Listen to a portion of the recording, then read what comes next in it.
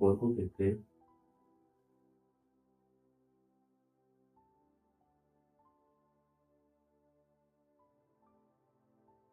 বলুন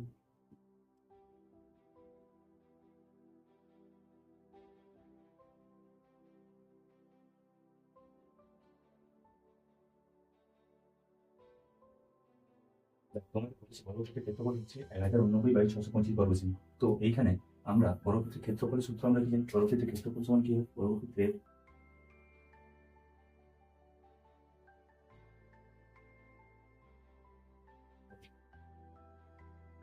সমান বাহু স্কোয়ার। তাহলে এক্ষেত্রে আমাদের বর্গমূল কত? বর্গক্ষেত্রের ক্ষেত্রফল কত দেওয়া আছে? 1089/625। তাহলে এইটার আমরা যদি রুট করি তাহলে আমরা বাহু পেয়ে যাবো। ঠিক আছে, তাহলে অতএব আমরা লিখতে পারি বাহু স্কোয়ার সমান 1089/625 বা বাহু সমান কি লিখতে পারি? √অফ 1089/625। তাহলে আমরা যদি এইটার বর্গমূল করি বা বাহু সমান আমরা কি লিখতে পারি? 1089কে আমরা যদি বর্গমূল করি তাহলে কত পাবো? এটা বসাবো, আর 625-এর বর্গমূল করলে আমরা পাবো 25।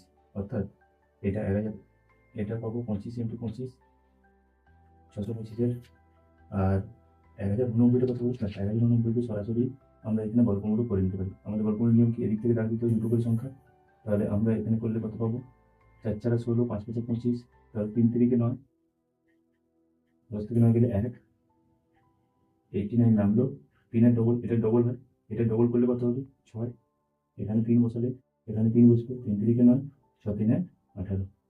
দেখো এখানে 3, এই 3টা মাল্টিপল হচ্ছে, যে কত বেড়েছে? 189। বুঝে গেল? দেখো এখানে তাহলে আমাদের কত হলো? 33। অপরেরটা কত হবে? 33 × 33, দেখি বাহু সমান